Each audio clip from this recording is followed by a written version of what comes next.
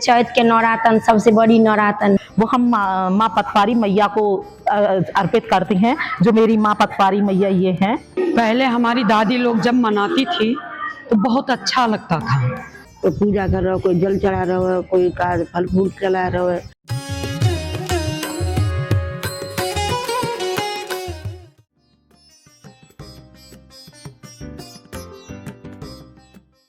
भारत में न जाने कितने त्योहार मनाए जाते हैं और हर एक त्योहार को मनाने का तरीका भी अपने आप में अनोखा होता है। इन सभी त्योहारों के पीछे कोई ना कोई कहानी जरूर छिपी होती है। अब नवरात्र ही देख लीजिए, नवरात्र चैत्र और क्वार 2 समय मनाए जाते हैं, यानी एक समय जो फरवरी मार्च का है और एक समय जो सितंबर अक्टूबर का है। और ये सब कुछ जुड़ा होता है मौसम से। इसका मतलब ये हुआ कि हर त्योहार के पीछे एक साइंटिफिक पर्सपेक्टिव होता है जो कहीं ना कहीं हमारे नेचर से कनेक्टेड होता है। और जिस समय चैत्र नवरात्र मनाए जाते हैं उसी वक्त ये माना जाता है कि एक हिंदू कैलेंडर के हिसाब से हमारे देश में नववर्ष प्रारंभ हो गया है। नवरात्रों में बहुत सारे ऐसे रीति रिवाज से रिचुअल्स फॉलो किए जाते हैं जो हमें मौसम के साथ ढलने की सीख देते हैं, जैसे व्रत रखना या फिर थोड़ा कम खाना या वो खाना जो आसानी से पच जाए, क्योंकि इस वक्त मौसम बदल रहा होता है, हमारा शरीर इसमें ढलने के लिए तैयार हो रहा होता है।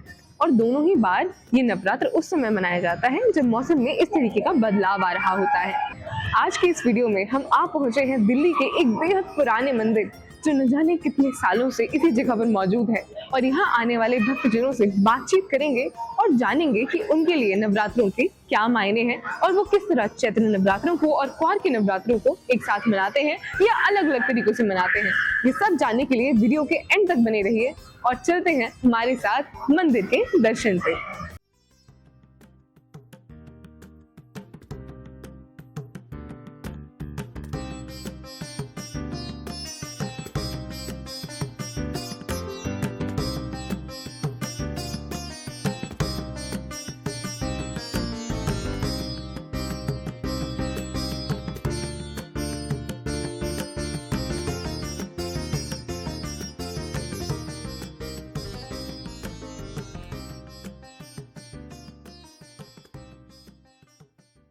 जय माता दी।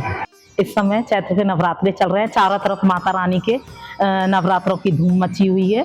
जिस दिन नवरात्रे आते हैं एक दिन पहले से ही तैयारी करनी शुरू कर देती हैं। सुबह उठकर नहा धोकर माता की चौकी स्थापित करती हैं, उसमें कलश स्थापना होती है, नारियल स्थापना होती है, माँ दुर्गा सप्तशती का पाठ होता है जिसे हम 9 दिन करते हैं, और एक माँ की अग्यारी करते हैं जिस पर लौंग गुगुर की जोत दी जाती है।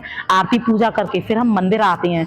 मंदिर में हमने बचपन से अपनी माँ को देखा कि वो पटवारी जो ये शेरा वाली की पूजा होती है वो होती है, लेकिन जो इसका लोटा जल जो है वो हम माँ पटवारी मैया को अर्पित करते हैं, जो मेरी माँ पटवारी मैया ये हैं। 9 दिन लोटा हम इन पर चढ़ाते हैं। फिर उसके बाद अष्टमी का व्रत रख के नवरात्रि 9वीं वाले दिन कन्या लांगरा जिमाकर हम फिर अपना व्रत पूरा करते हैं, उस दिन व्रत पारण कर लेते हैं। और नवरात्रि, चैत्र के नवरात्रि और जो क्वार के नवरात्रि हैं उनकी अपनी अलग अलग महिमा है। ये बदलते मौसम के साथ मनाए जाते हैं। और जो चैत्र नवरात्रि है वो हम हिंदू धर्म में हमारा नववर्ष प्रारंभ होता है, नववर्ष की शुभकामनाओं के साथ शुरुआत करते हैं।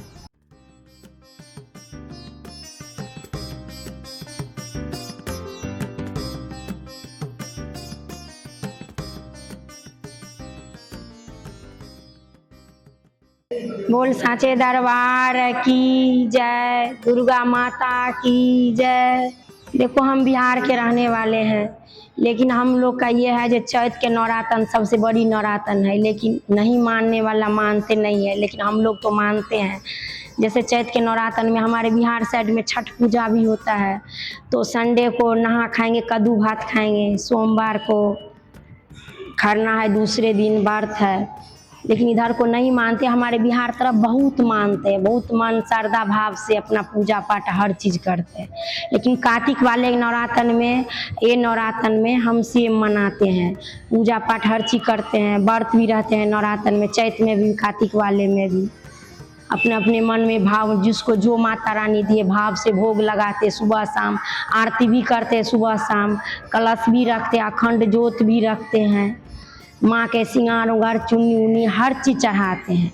तो अपने ऊपर मन में भावना होना चाहिए कि किसको किस भाव से पूजते हैं, कौन किस भाव से पूजा करते हैं। हम लोग नवमी के कन्या जमाते हैं, दसवीं का हम लोग व्रत तोड़ते हैं। हमारे बिहार साइड, इधर के तो हम नहीं बताएंगे, लेकिन हमारे बिहार साइड नवमी के कन्या जमाते हैं, दसवीं को व्रत तोड़ते हैं, दूसरे दिन फिर एकादशी हो जाती है।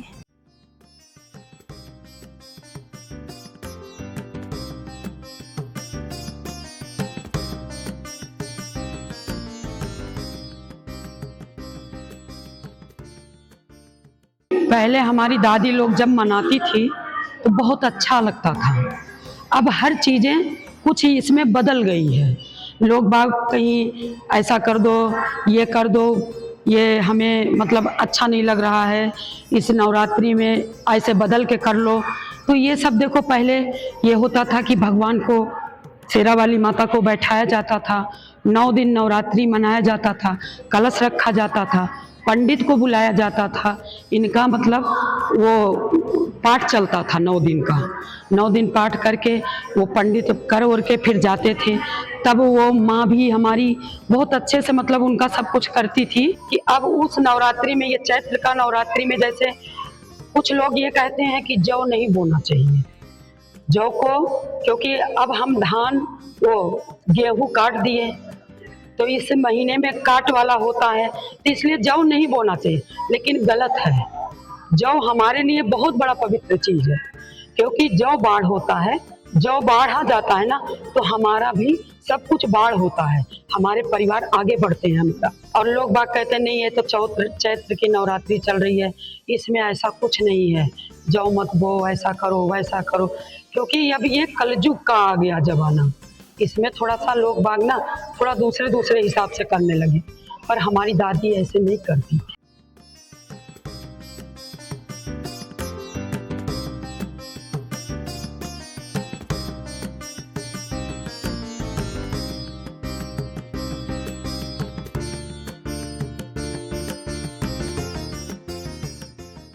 सवेरे खड़ी होती है तो फिर मैं कहा झाड़ू पोछा करती है, झाड़ू पोछा करके नहीं, फिर ये सब लोग आ जाते पूजा करते हैं। फिर मैं बैठ जाते हैं, फिर सब लोग पूजा करते हैं।